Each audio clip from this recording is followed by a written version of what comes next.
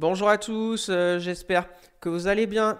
Donc aujourd'hui, nouvelle vidéo mensuelle sur le bilan complet de mon portefeuille PEA long terme à dividende de chez Bourse Direct en cette fin août. On commencera comme d'habitude par un résumé macro des deux côtés de l'Atlantique. Bien évidemment, un focus plus particulièrement sur la France avec l'incertitude politique qui revient sur le devant de la scène. Je vous donnerai mon avis sur tout ça, les rendez-vous très important à suivre au mois de septembre. Ensuite, on passera sur l'analyse technique du CAC 40, voir comment l'indice s'est comporté cette semaine et identifier les zones techniques clés à surveiller de près. Après, mon portefeuille PEA de chez Bourse Direct en toute transparence. J'ai vendu une société au mois d'août. On verra laquelle et je vous dirai pourquoi. Et surtout, on va voir les zones techniques clés que j'attends pour pourquoi pas me renforcer sur ces sociétés plutôt long terme à dividende. Et pour terminer, comme d'habitude, focus très rapide sur mon tableau à dividende pour voir où j'en suis sur cette année 2025.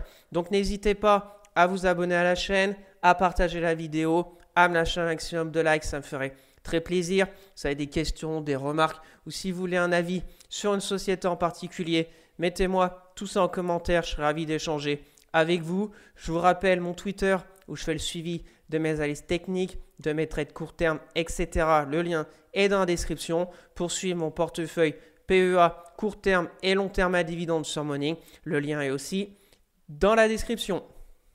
Bien sûr, je ne suis pas un conseiller financier. Mon avis dans cette vidéo ne représente pas un conseil d'investissement. Elle est juste réalisée à but pédagogique. Chaque investisseur doit avoir sa propre stratégie. Investir en bourse représente un risque. Vous êtes le seul responsable de vos achats et ventes d'actions. Allez, on va commencer avec les statistiques économiques des États-Unis de cette semaine. On a eu le PIB très costaud, ressorti deuxième estimation du deuxième trimestre à 3,3%.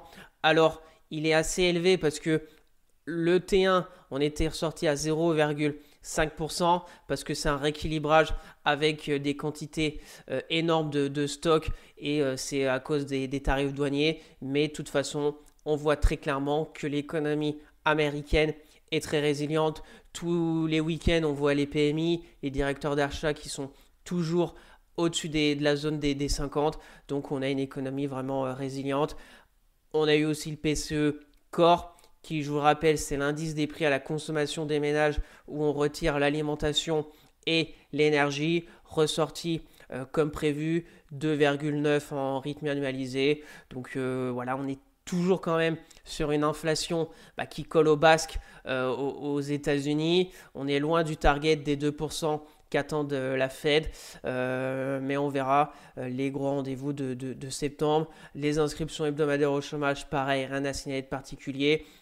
Toujours pas de flambée du chômage aux États-Unis. On est sur 229 000 inscrits sur cette semaine, comme les semaines précédentes. Donc rien à signaler de ce côté-là. Pour la semaine prochaine, il y aura toutes les statistiques concernant l'emploi qu'il va falloir surveiller de près. Je vous ai mis ces deux stats. Le salaire horaire moyen qui est prévu à 0,3%. Donc c'est toujours intéressant de le suivre parce que si on a un écart surtout à la hausse, c'est bien évidemment inflationniste. Si on a les salaires horaires moyens qui montent plus rapidement que prévu, et le taux de chômage, bien évidemment, si on a une hausse du chômage et qu'on ressort, je ne sais pas, peut-être à 4,5% et où c'est prévu 4,3%, là, il y aura peut-être des inquiétudes sur l'économie américaine dans les mois futurs. Donc, on verra. De toute façon, ce que regardent les États-Unis et les investisseurs, c'est surtout les rendez-vous de septembre avec la Fed, le FOMC, la première baisse, la baisse de taux de Jerome Powell qui va arriver au mois de septembre, et surtout son discours. Est-ce qu'il va y avoir un cycle de baisse des taux avec un calendrier et je ne pense pas qu'il va nous dire ça, mais par exemple 25 points de base sur les 3 réunions qui vont suivre pour finir à 75 points de base de baisse sur cette année 2025, peut-être, ou sinon qui va jouer un peu la carte du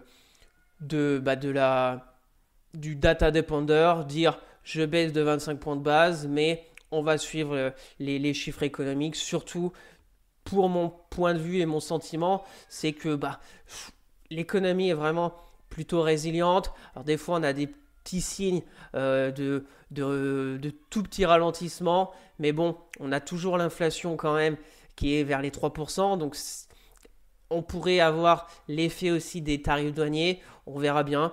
Donc voilà, beaucoup de pression sur la Fed pour baisser ses taux. Donc ça va être surtout du côté des États-Unis à suivre ce rendez-vous de septembre avec le FOMC.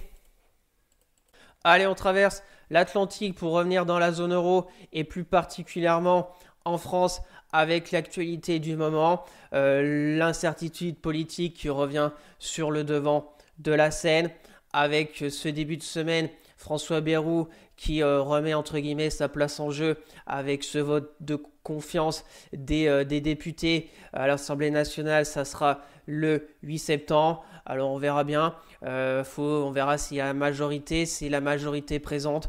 Donc si on a la majorité qui renouvelle leur confiance, pour le moment c'est pas trop on va dire les sondages avec une majorité qui va donner la confiance à François Bayrou.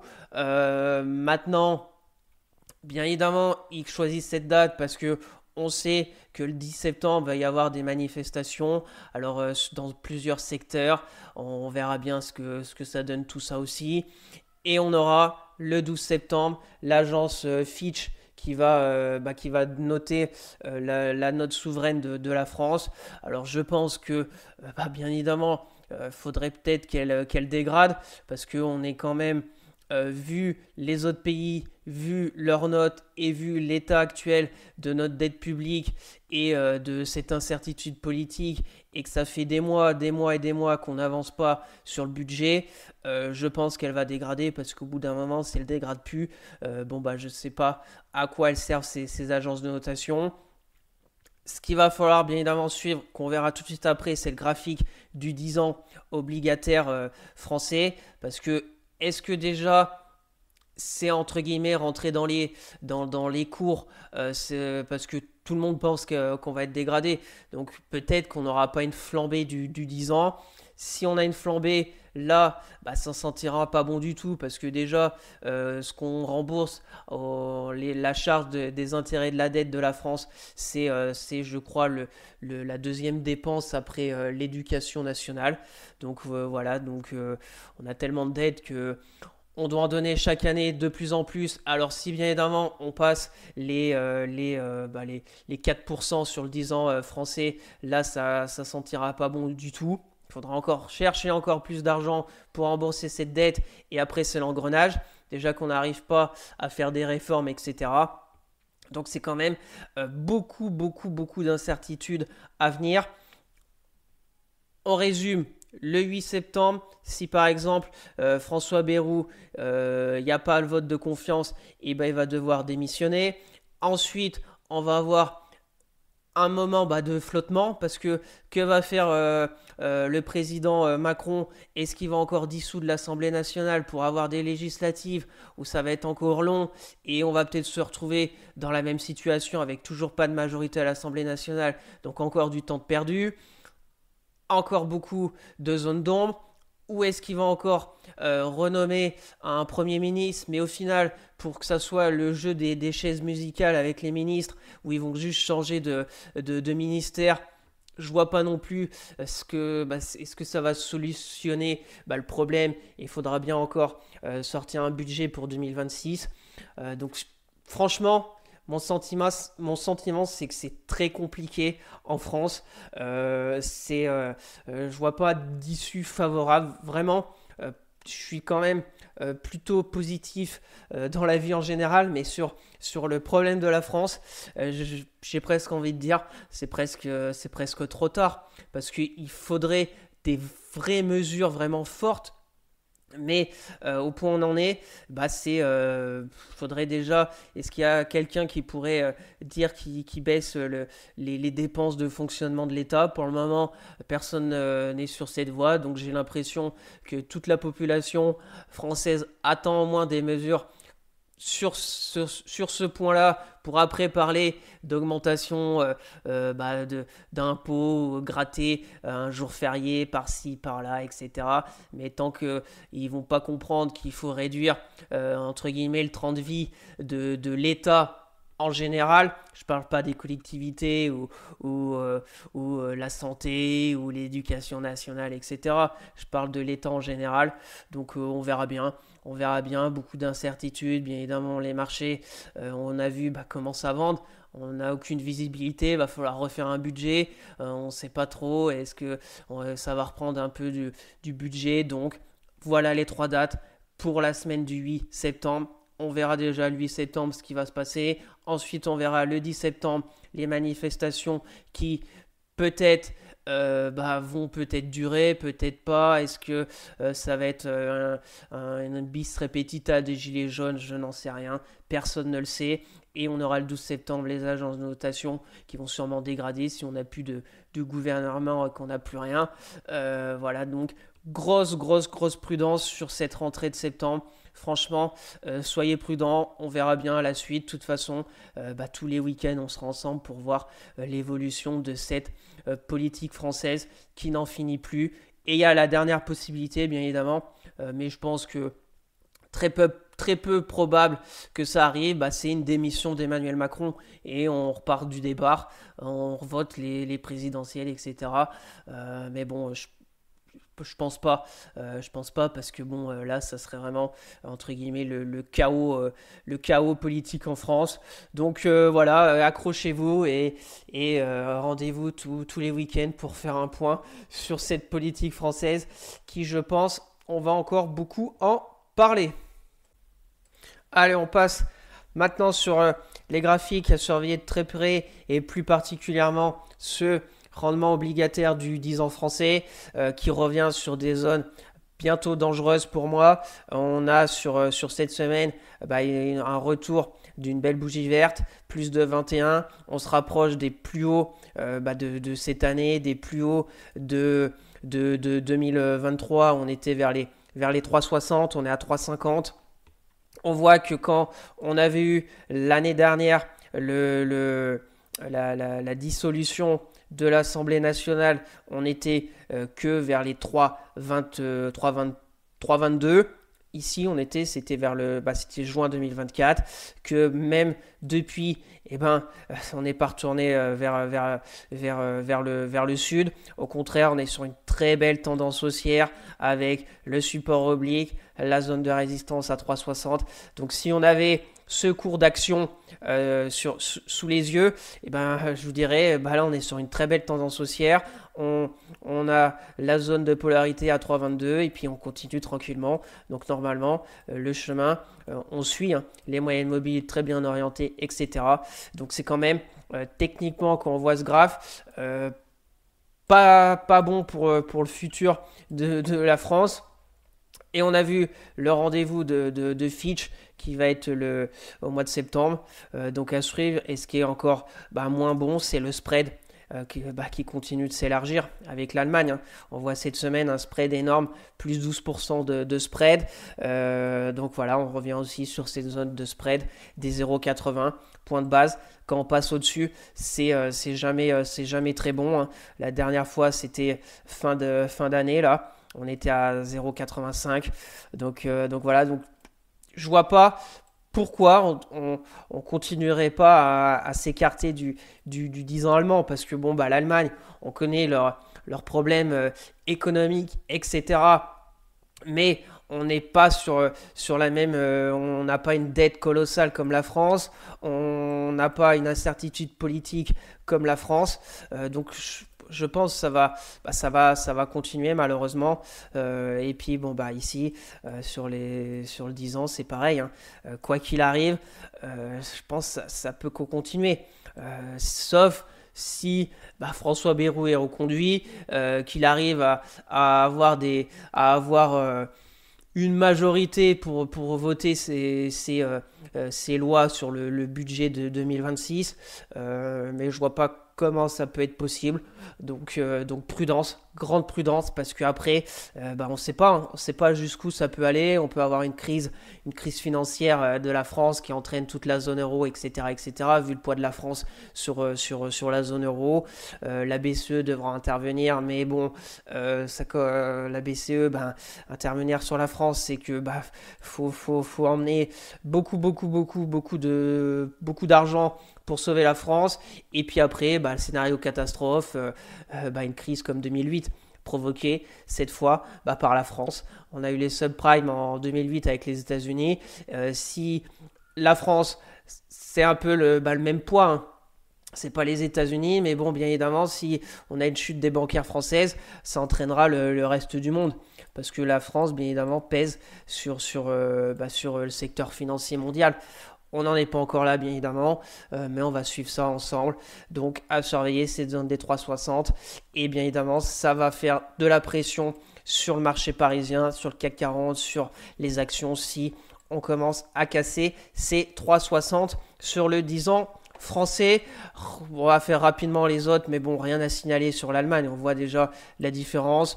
Le 10 ans américain, c'est pareil, rien à signaler de particulier. Le pétrole, rien à signaler de particulier sur cette semaine. Toujours sur les mêmes niveaux des 64 $. On verra un peu plus les zones le week-end prochain. Et sur l'euro-dollar, il ne bouge plus, mais il est quand même assez soutenu, l'euro. Malgré un PIB vraiment intéressant aux États-Unis, il est toujours soutenu, l'euro. Donc on verra bien si ça va continuer ou pas sur cet euro.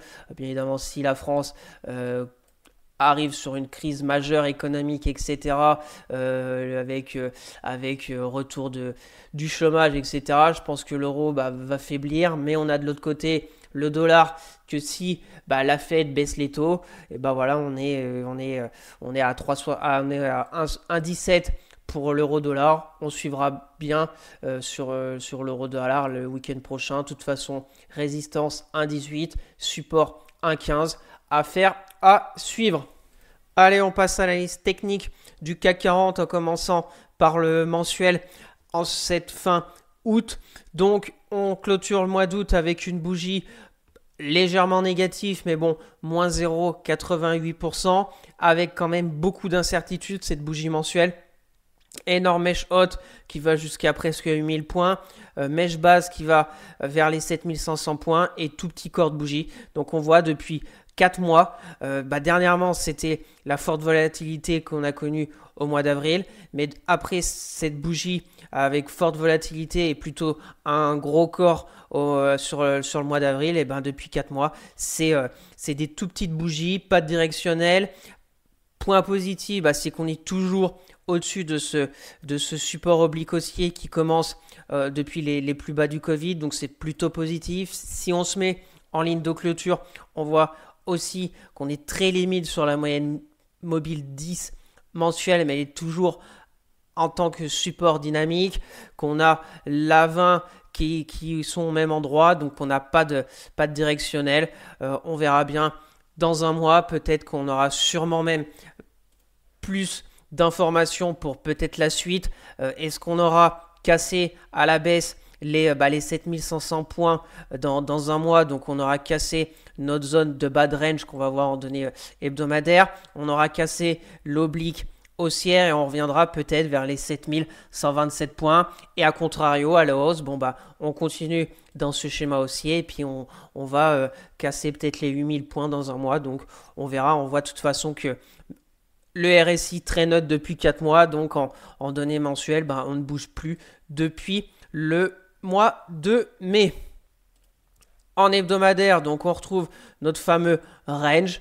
Donc comme d'habitude, la résistance 7930, le support 7500. On avait tenté une sortie la semaine dernière. Malheureusement, on s'est fait rattraper par la politique française. Donc on est reparti maintenant direction le bas.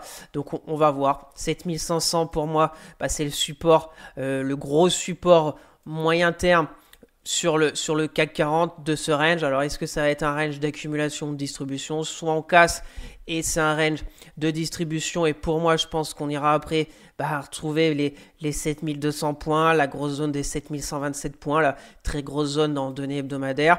Soit on peut encore continuer, hein.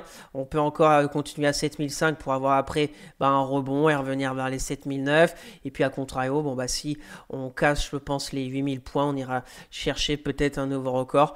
Mais pour le moment, ça n'en prend pas le chemin. Quand on voit la bougie hebdo de cette semaine, moins 3,34. Donc on a été en haut, on a passé on va dire le milieu du range et on se dirige vers le bas. Donc l'enjeu pour la semaine prochaine, c'est de repasser dans la partie haute du range. Les moyennes mobiles hebdomadaires, elles sont haussières, mais on voit déjà qu'on est sur la moyenne mobile 20 hebdo, qu'on est en dessous de la moyenne mobile 10 hebdo, que y a beaucoup d'incertitudes. On est toujours neutre sur le RSI, donc on verra par où le range va être. On va sortir en premier, rapidement en données quotidiennes pour voir cette semaine qui a été volatile, hein. On était bien. La semaine dernière, on a vu qu'on avait tenté d'aller combler ce gap baissier du 27 mars, mais on n'a pas eu la force d'aller à 8000 points. Vendredi, on était pile sur une belle zone à 7931 points. Malheureusement, lundi, on sait ce qui s'est passé avec le discours de François Bayrou. Et puis après, on a accéléré. Gros gap baissier mardi. Donc, on est revenu sur cette moyenne mobile 200. On a tenté un rebond, mais j'ai plus l'impression qu'on a fait un rebond qu'on appelle du chat mort. Ça veut dire que la journée de mercredi, on a un petit peu rebondi. La journée de jeudi était intéressante parce qu'on a été quand même jusqu'à 7828 points, sauf que ça s'est dégonflé en fin de séance. Au final, on a toujours ce gap baissier qui n'est pas clôturé en clôture et on est retrouvé sur la pression vendeuse. On est très limite sur le milieu du range et la polarité des 7735. Si on remet les retracements de Fibo de l'impulsion haussière, on est sur les 61,8 de retracement. Donc, l'enjeu de la semaine prochaine, c'est de rester au-dessus de cette zone des 7700 points, suivre la moyenne mobile 200. Et à contrario, si ça continue de baisser, on verra l'oblique, on verra aussi ce gap, mais je pense qu'on ira chercher le bas de range et puis après on verra bien. Après il y aura la grosse semaine du 8 septembre et on verra bien. Tout peut arriver de toute façon en ce moment sur la place parisienne, donc prudence. Les zones, on laisse les mêmes. Le première résistance, et ça sera encourageant de revenir dans ce gap baissier pour le côté positif, et le côté négatif, c'est de revenir à 7005 et on verra la semaine prochaine où en sera le CAC 40. Donc avant de passer sur mon portefeuille PEA de chez Bourse Direct, j'ai réalisé un arbitrage ce mois d'août. J'ai vendu mes 23 actions de la société Score. Au niveau des chiffres, donc j'avais touché 127,60 € de dividendes depuis 2021, plus les 114 € de plus-value, ce qui me fait un total de 241 € de gains sur Score. Voilà, on verra Score techniquement tout à l'heure et je vous dirai pourquoi j'ai vendu mes actions de Score. On passe maintenant à mon portefeuille PEA de chez Bourse Direct en toute transparence après une semaine extrêmement compliquée. Au niveau du portefeuille global, je suis avec un peu plus de 40 500 €, toujours pas mal de cash disponible avec plus de 7 000 €. Et pour le moment, une moins-value latente d'environ 429 €. Je vous rappelle que mon portefeuille est composé d'actions dites plutôt long terme à dividendes et une autre partie plutôt trading avec des configurations techniques qui me plaisent pour essayer de grappiller quelques pourcentages. Je vous rappelle, Alten, dans mon portefeuille court terme, j'ai vendu et pris ma perte. On fera un gros bilan mardi prochain. Je vous invite à ne pas louper la vidéo. Je vous parlerai de tous mes trades qui ont été clôturés au mois d'août et on fera un point comme pour mes actions long terme à dividende. Là, ça sera sur mes trades court terme parce qu'il y a eu pas mal de changements cette semaine et que je suis en train un peu de faire le ménage avant les échéances de septembre qui vont arriver. Donc Alten, j'ai vendu, on en reparlera mardi. J'ai toujours bien évidemment le BX4 qui me sert entre guillemets de couverture et qui va peut-être encore mieux me servir dans les prochaines semaines. On verra bien. J'ai pris une position à l'achat sur le CAC 40 pour essayer un rebond technique, mais pour le moment, ça ne prend pas le chemin. On va suivre ça de près la semaine prochaine. J'ai pris aussi court terme BNP Paribas pour un rebond. On va voir la suite des bancaires la semaine prochaine. J'ai toujours Dassault Systèmes. J'ai encore Edenred. Je me suis fait découper par Eiffage. Malheureusement, je n'ai pas réussi à sortir. Essilor Luxottica, j'ai encaissé un bon gain. On en parlera mardi. J'ai toujours GTT, j'ai Imeris, Kering, OP Mobility, Rémi Cointreau. SideTrade que je suis rentré aussi cette semaine. On verra, la configuration me plaît. Et c'est tout pour mes actions plutôt court terme. Pour tout le reste, c'est vision long terme à dividende. Je vous invite pour les personnes intéressées pour regarder les chiffres de plus près à mettre pause. Et ce que je vais faire maintenant, c'est que je vais switcher sur TradingView pour vous montrer toutes mes actions long terme à dividende, les zones techniques que j'attends pour pourquoi pas me renforcer. On commence avec Air Liquide. Alors Air Liquide, je vous rappelle que les droites verticales, c'est les semaines où j'ai pris des actions de cette société. Donc Air Liquide, depuis juin 2022, je ne me suis pas rechargé. Que j'ai mis en place une ligne horizontale, c'est mon PRU sur la société. Donc Air Liquide, j'ai un PRU de 146 €. On est à 176 €. Techniquement, ce qui est plutôt clair, c'est la zone de résistance des 185 €. Ma zone que j'attends, c'est plutôt dans cette zone vers 161 €. On verra bien si dans les prochaines semaines, on atteint cette zone des 160 €. Mais pour moi, à peu près cette zone qui me ferait réfléchir à me renforcer sur un liquide. J'ai aussi tracé une oblique, donc on verra entre 161, 165, à voir si on y revient dans les prochaines semaines. Les zones techniques, là on est sur une zone de polarité, on verra bien la semaine prochaine. Il y en a une autre zone à 171, mais ma zone pour me faire réfléchir à reprendre du air liquide, vision très long terme, vers les 161, voire 155 si vraiment le CAC 40 plonge. Et puis on verra bien plus bas. Sur Air Liquide, pour le moment, elle ne m'intéresse pas. On continue avec Amundi. Donc Amundi, on est repassé en dessous de mon PRU qui est à 66 €.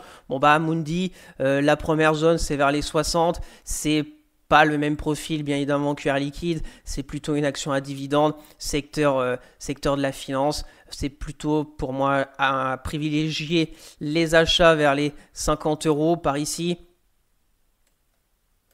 Et on peut aussi faire du swing, plutôt privilégier l'achat à 50 et peut-être vendre à 75. Moi, je la garde fond de portefeuille. Elle a un bon rendement sur dividende. Les fondamentaux sont plutôt solides dans son secteur. Donc, à voir si on revient vers cette zone des 59, qui est une grosse zone de polarité. Voilà, c'était support tout 2024. 2025 aussi une zone de support. Donc, ça me ferait réfléchir si on retourne vers ces 60 € sur Amundi. Pour le moment, on est à 63. On verra bien la suite. Et si ça casse tout, la grosse zone pour moi, c'est 50 € sur Amundi. Si on dézoome vraiment le graphique, on voit 50 €, c'était les plus bas de 2018. 77, c'était les plus hauts de 2020 et les plus hauts récents. Donc, c'est vraiment un long range au niveau d'Amundi. Affaire à suivre. On continue avec OB. Alors, OB, mauvaise semaine quand même sur OB, parce que techniquement c'était vraiment pas mal ce franchissement de cette zone des 47 € la semaine du 26 mai. Malheureusement on est repassé en dessous, donc là c'est quand même pas top du tout sur OB. J'avais cette zone, mais j'allais pas en reprendre à 47, mais c'était une zone technique, très belle zone de polarité, sauf qu'on a été en dessous. Mon PRU est de toute façon à 47 euros sur OB, donc on va voir 42 euros, pourquoi pas. On est bien reparti quand même depuis 2024. On a fait une belle, on a fait 50%, là on est toujours à 30% de hausse. Les moyennes mobiles, ce qui était positif, on était repassé au-dessus de la moyenne mobile 200 hebdo, qui avait croisé en plus la 50 avec la 200, donc c'était très positif sur OB. Malheureusement, cette bougie de moins 5% de cette semaine n'est pas top. On va voir si il va y avoir une réaction dans les prochaines semaines, mais voilà, prudence techniquement sur OB. Ma première zone à réfléchir, peut-être 42,75. Et puis après, bon, on peut avoir une config sur OB, sorte de range. Là, se dire qu'en octobre 2023, on a fait un excès baissier et que là, récemment, on a fait un excès haussier et qu'on va revenir dans les prochaines semaines, prochains mois vers les 38 euros. On n'en sait rien, mais pour le moment, à 46 euros, elle ne m'intéresse pas. 43 euros à réfléchir. Et si on revient à 38, on verra aussi pourquoi on y revient à 38. Si c'est dans le contexte actuel, la politique, etc. Ok, si c'est des problèmes sur les résultats les fondamentaux d'OB suite à ces résultats du troisième trimestre, on ajustera tout ça. Je garde et je patiente au niveau d'OB. On continue avec AXA. Donc AXA, aussi semaine négative, on avait même fait encore un nouveau record il y a 2 semaines sur AXA. Mon canal haussier sur AXA, il est toujours d'actualité. Et c'est toujours la même zone que j'attends, c'est les 36 euros, vers les 36 euros au niveau d'AXA. Moyenne mobile 50, hebdo qui est en support dynamique. On verra bien dans les prochaines semaines. C'est pareil, secteur bancaire, ça a secoué parce que avec l'incertitude politique, si ça tourne encore mal en mois de septembre, AXA se partira violemment à la baisse et puis on verra bien à 36. Si ça tient et que je vois une opportunité, pourquoi pas me renforcer. Mon PRU est très faible, 24,36 € parce que j'en ai pris que 2 fois, 2021 et 2022. Et puis après, y aller. Si vraiment ça part violemment à la baisse, durant des semaines, il y aura les 29,74 qui est aussi une très belle zone pour AXA. Donc voilà ces 2 zones. Pour le moment, on n'y est pas encore. On verra bien si on y revient dans un futur proche. On continue avec Capgemini. Alors Capgemini, c'est pas top du tout. Capgemini, mon PRU à 164. On avait fait un beau rebond suite au 7 avril, sauf qu'on est en train de faire la marche arrière. On est même plus bas que la clôture du 7 avril. Donc c'est pas de bon augure du tout sur Capgemini. J'avais cette zone des 140. Si on repassait au-dessus, c'était un premier signal positif. On y repassait la semaine du 5 mai, sauf que il n'y a rien eu, il n'y a pas eu de poursuite de la hausse. C'est pour moi, Capgemini, c'est plutôt vraiment, si on regarde la tendance baissière, elle est vraiment propre. On fait des impulsions baissières, des pullbacks sur les zones de polarité et j'ai bien peur qu'on continue sur ce schéma. C'est décevant si on remet les retracements. Voilà, on a fait un retracement à peu près de 50, 68, donc rien à dire dans la tendance baissière qui continue et on verra si ça tient ce support des 120 €. Alors pour les personnes intéressées par Capgemini, qui ont fait leurs recherches, qui convient à leur cahier des charges pour un investisseur long terme et qui croit en Capgemini dans les 10 prochaines années, pour moi 120 €, ça peut être une zone intéressante. On revient sur des zones qui étaient résistance tout 2018, tout avant le crash du Covid, plus après le crash en 2020, là, septembre. Donc bien évidemment, commencer à bâtir une position dans un portefeuille diversifié et on veut se positionner sur de la tech française avec Capgemini. Pourquoi pas commencer à bâtir à 120. Moi, je vais patienter, on verra bien ce qui va se passer. Je ne vais pas m'affoler et puis je verrai à 120. Si on arrive à zigzaguer durant des semaines, voire des mois entre 120 et 140, pourquoi pas. Ça ira peut-être mieux en 2026, j'en sais rien. Ou si ça casse vraiment tout, après on a une zone vers les 100 €. Et là, 100 €, ça commencera à faire une sacrée baisse. Depuis ses plus hauts récents qui étaient en mars 2024, donc ça date pas de 10 ans, ça fera 60% de baisse. Donc on verra. Pour le moment, je patiente. Je regarde ce qui va se passer sur Capgemini. on est sur une zone technique clé vers les 120 euros. Donc après, c'est à vous de voir pour se renforcer ou pas. Moi, je patiente et on verra bien le mois prochain où elle en sera. On continue avec Danone. Donc Danone, toujours dans ce canal haussier. On était sorti la semaine du 28 avril. On a fait un beau pullback vers la zone de polarité des 66, qui était pour moi une zone intéressante techniquement, qui m'a fait réfléchir pour pourquoi pas me renforcer sur Danone. Sauf que on est revenu. Il y a eu ces résultats qui ont plu au marché et on a fait presque plus 9% sur la bougie hebdo. Donc voilà, c'est pour moi trop tard. On verra si on y revient à 66. On peut, après avoir une config où on va se heurter vers les 75 et puis plutôt du range, plutôt continuer latéralement. On va mettre ça comme ça, on verra bien.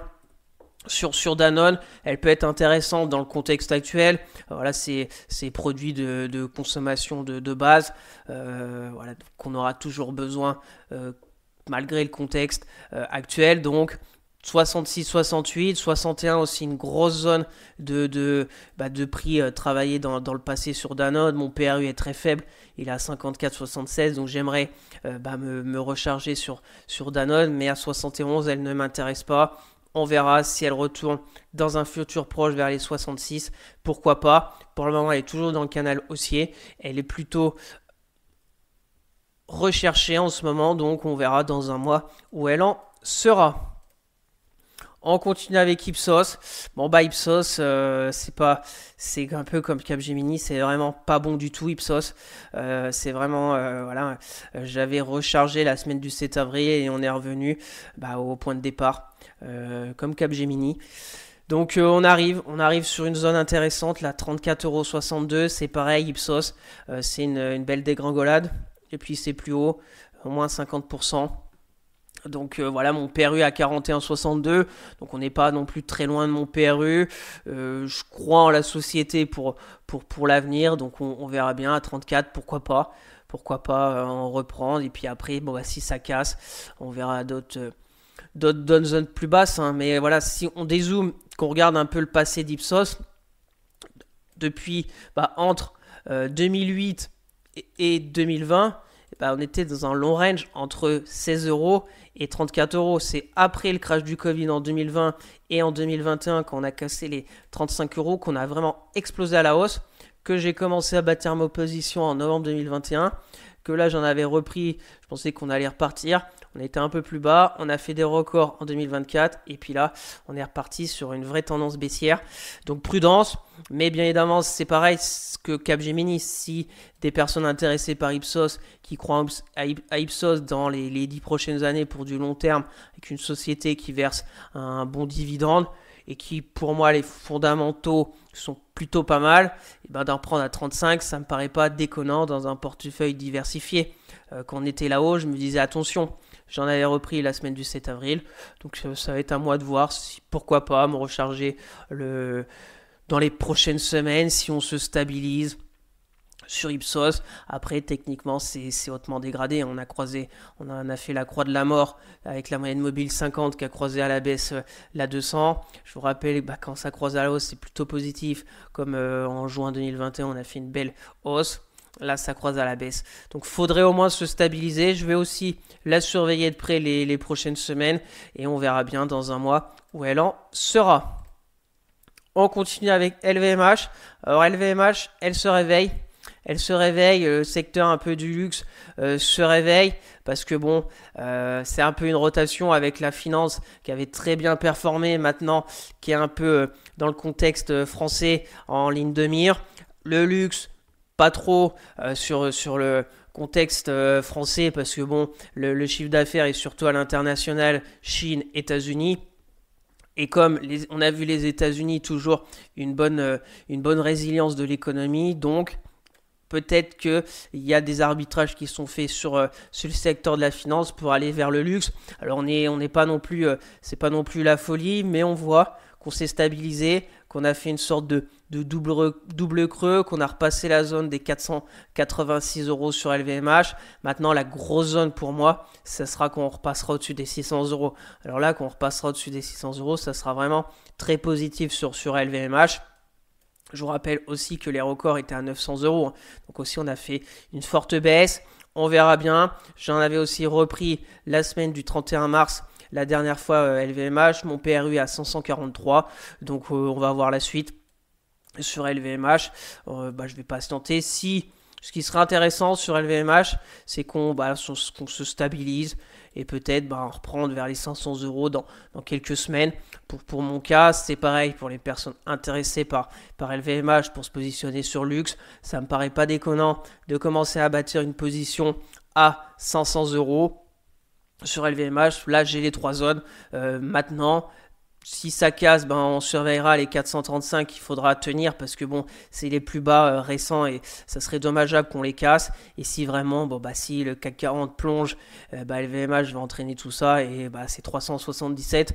Pour moi, une grosse zone, mais 377, ça voudra dire que LVMH va encore plonger de 25%, sachant qu'elle a déjà baissé depuis ses plus hauts pour le moment de 43, donc ça fera beaucoup, on verra bien, on est sur une zone pour moi clé, on se donne rendez-vous dans un mois pour voir la suite au niveau d'LVMH. On continue avec Michelin, donc Michelin, toujours du zigzag, mon PRU à 33,24 €, j'ai une zone ici à 30 € qui je pense, si on y revient, je me renforcerai parce que Michelin doit être ma plus petite valorisation. J'ai pas beaucoup et j'aimerais me renforcer sur Michelin. Donc 30 €, ça me paraît une zone intéressante. Après, il y aura 28. Mais déjà 30 € pour mon cas. Pourquoi pas me renforcer pour faire monter un peu ma valorisation de Michelin. Techniquement, la zone de résistance c'est 34,48. La zone de support, polarité 30 €, assez clair.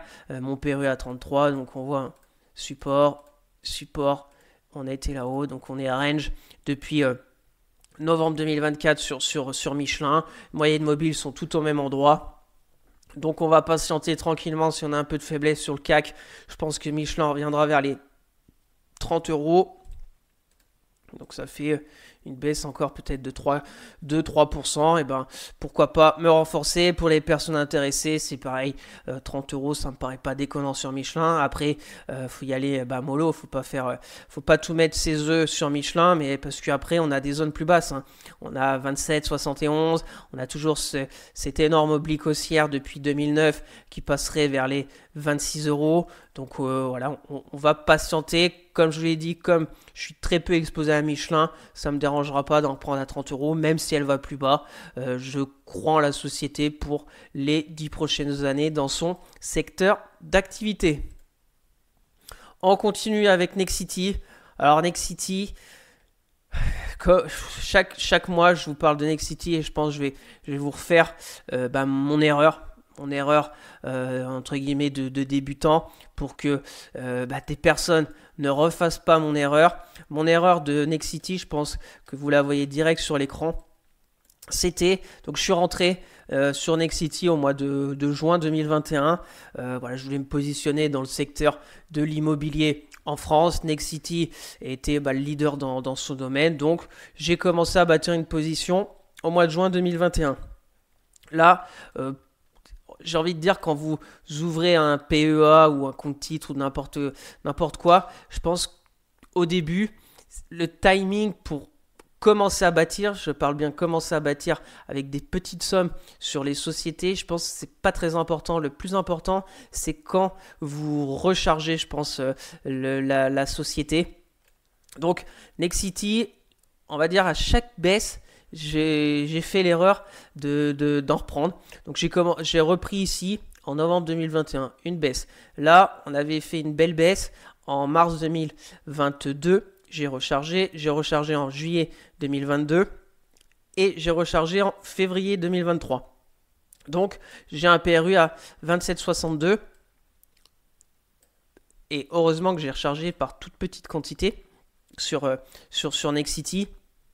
Et donc après, on a continué à la baisse et je me suis dit je vais me calmer sur Nexity parce que après Nexity va prendre beaucoup de place dans mon portefeuille et puis on sait pas jusqu'où la tendance baissière va aller.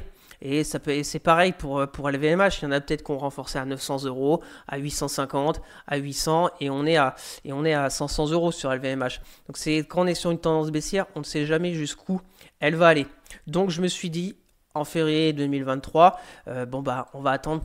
Et ce que j'attends sur Nexity, c'est un retournement de tendance. Et pour avoir ce retournement de tendance, je ne reprendrai pas du Nexity tant qu'on n'aura pas passé les 14 euros. Alors bien évidemment, on peut passer les 14 euros et replonger pour X ou Y raison, mais on voit déjà que là, on est sur une stabilisation de Nexity techniquement. Là, il n'y a rien à dire sur la forte chute. Et là, on se stabilise. Malheureusement, la bougie de cette semaine est très négative. Pourquoi ? Parce que c'est contexte français, Nexity est positionné, je crois, à 97% en France. Alors si on a entre guillemets le chaos à venir en France et que les taux d'intérêt vont s'envoler, etc., et le secteur immobilier va encore être touché, et Nexity touché par la même occasion. Donc c'est pour ça qu'on a fait une semaine à moins 22%. Et techniquement, c'était pas mal. On était bloqué sous cette résistance à 11,28 €. On voit, si on enlève même cette bougie de cette semaine, depuis les 4 semaines précédentes, on était bloqué à 11,28 sur Nexity. Donc de toute façon, moi, je ne touche à rien. Maintenant que je recharge plus de Nexity et que je suis avec une énorme moins-value latente, mais comme mon portefeuille grossit chaque mois, et au final, Nexity, elle représente, je crois, 1% de mon portefeuille. Donc on verra bien. Et puis si il y a, je sais pas, chaos, même si je crois en l'immobilier, surtout en France, qui est un secteur essentiel pour tout, parce que tous les autres secteurs sont liés à l'immobilier. Je pense à la finance, je pense au BTP, je pense presque beaucoup de secteurs, au BTP, FH, Vinci, Legrand, Schneider pour l'électricité, Vicat pour le ciment, etc.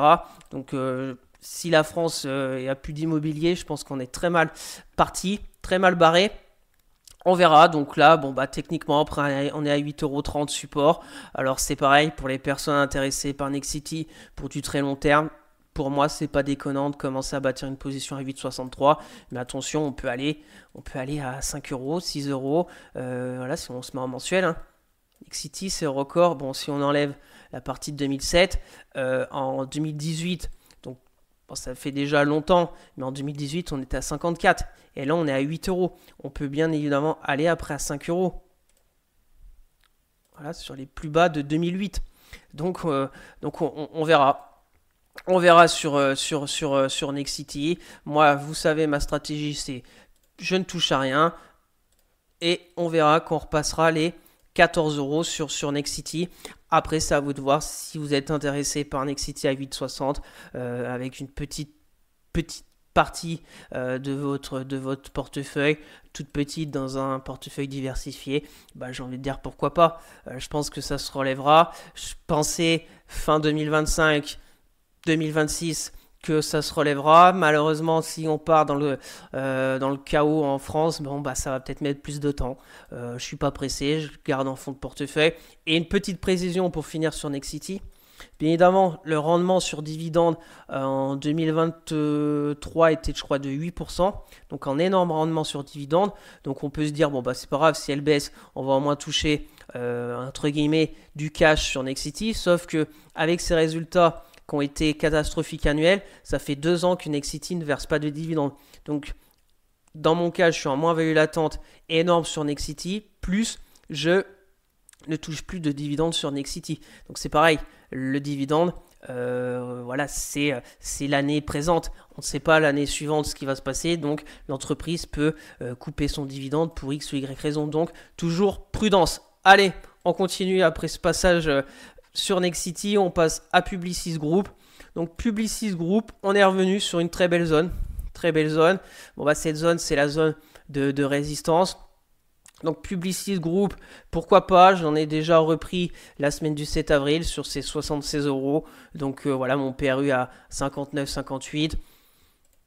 On va voir si ça tient encore cette moyenne mobile 200 hebdo qui est importante sur Publicis. Pourquoi pas pour mon cas me renforcer.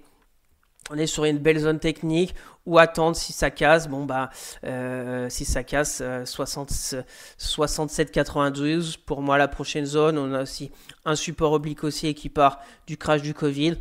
Donc on va suivre ça de près. Voilà, c'est quand même pas top Publicis depuis juin, donc ça date pas non plus de longtemps. Elle a quand même chuté de 20% très rapidement. RSI en zone presque de surachat.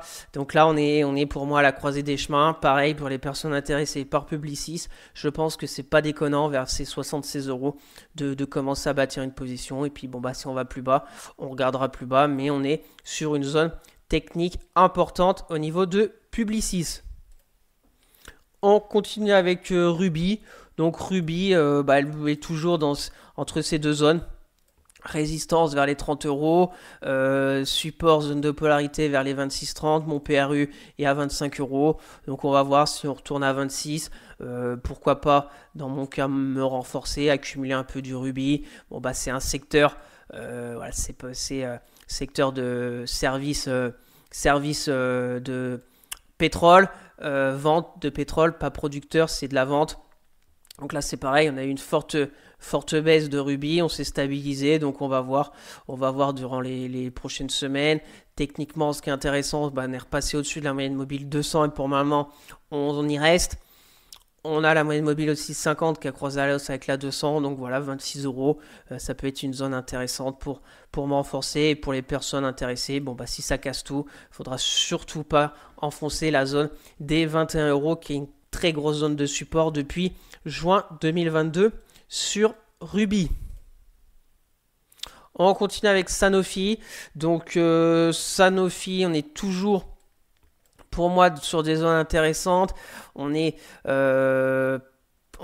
J'avais un support oblique haussier là un très très gros support oblique haussier qui commençait en 2008. Alors assez large, c'est pas à l'euro près, hein, c'est pas au centime près.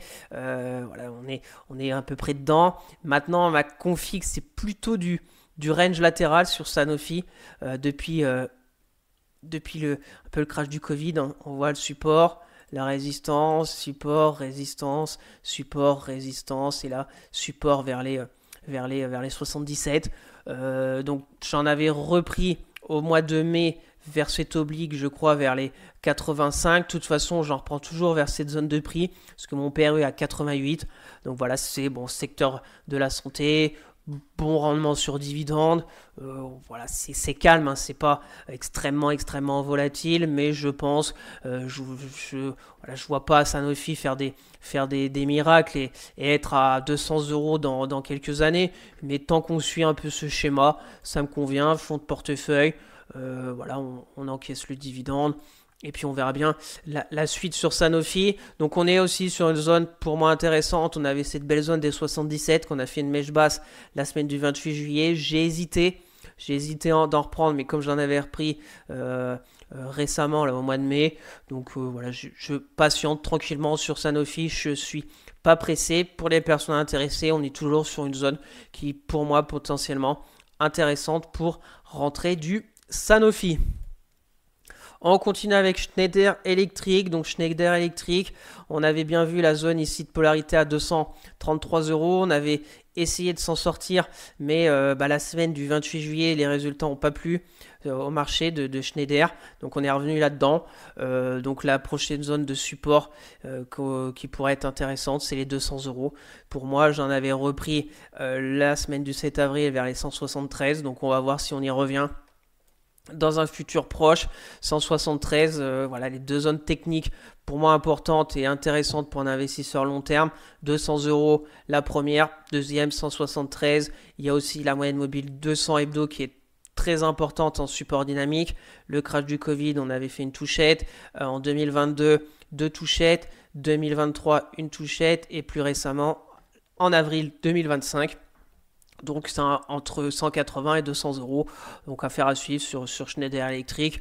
Voilà, on est depuis les plus hauts, on a déjà baissé de 22%. Donc voilà, ça me paraît pas déconnant aussi de bâtir une position long terme si on revient vers les 200 euros sur Schneider Electric. On continue avec Score. Donc comme je vous l'ai dit au début, j'ai vendu. J'ai vendu mes positions score. Alors pourquoi?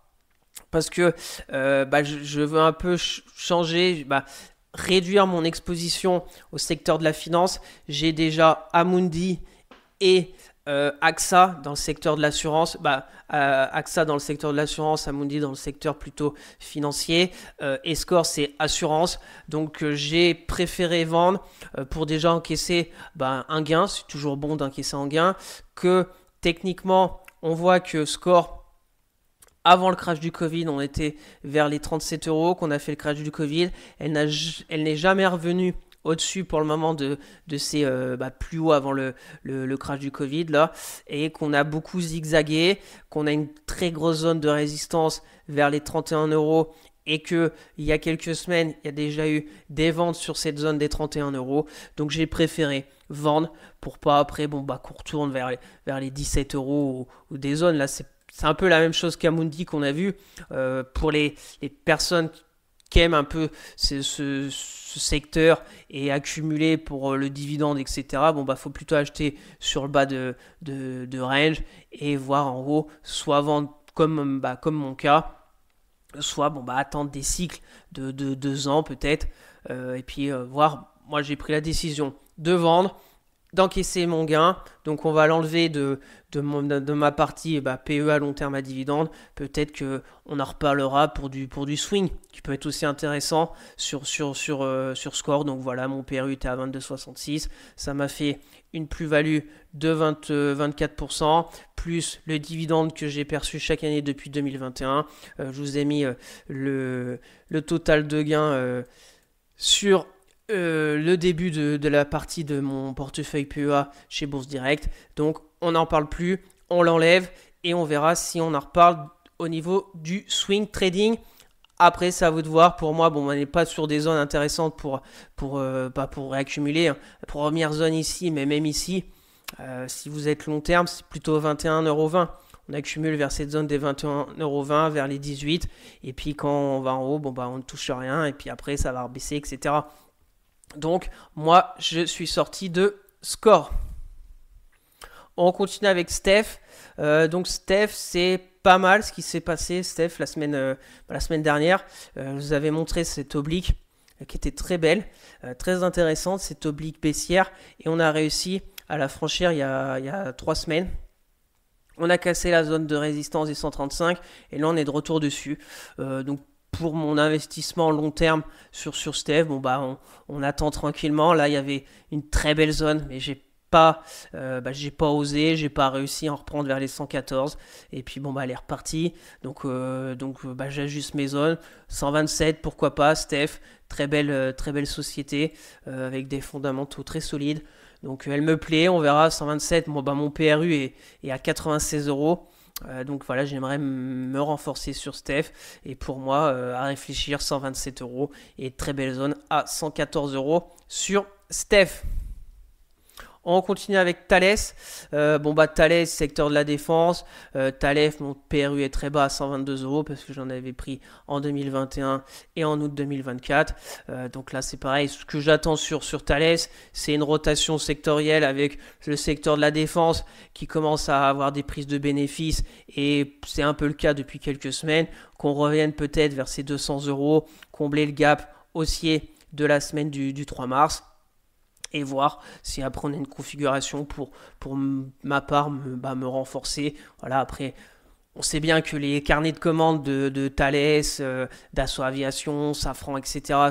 sont chargés pour la défense européenne et même la défense mondiale, parce que on n'en a pas parlé, mais la géopolitique, je pense que ça va être encore durant quelques années. Donc voilà, on verra. 200 euros à voir sur Thales si dans les prochaines semaines, prochains mois, on y revient.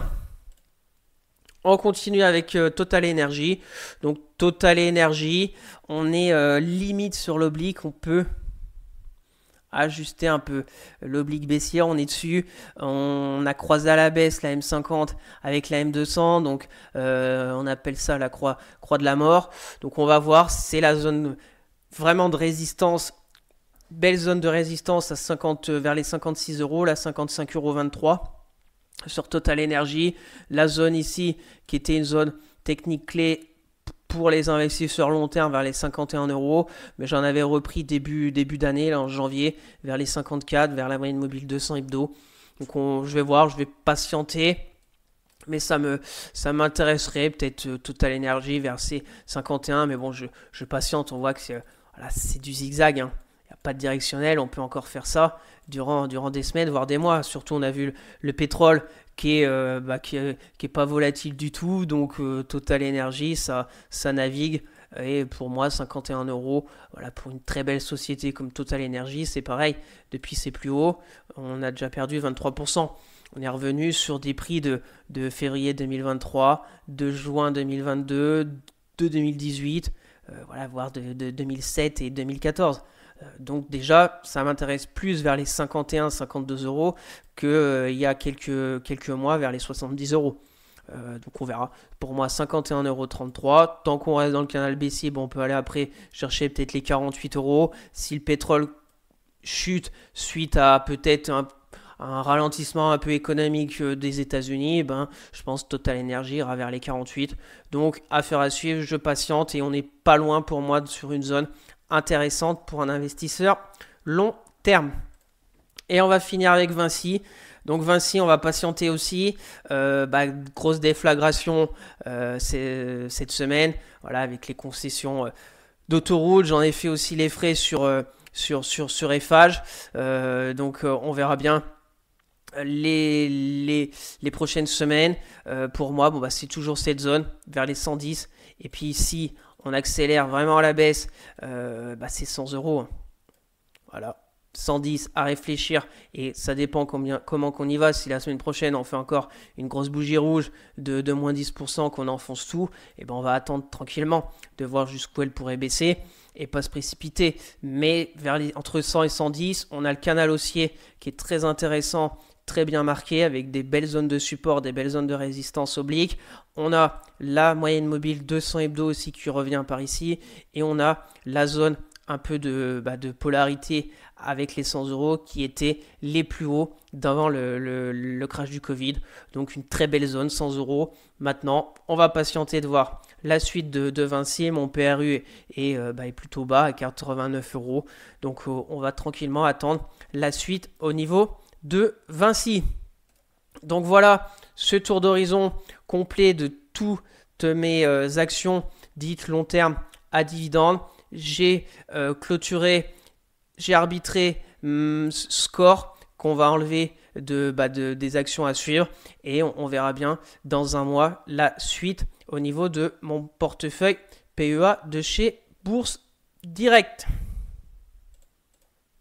On passe maintenant à mon petit tableau à dividendes pour cette année 2025. Très rapidement parce qu'au mois d'août, aucune société m'a versé un dividende, donc j'en suis toujours vers les 500 euros de dividendes perçus pour cette année.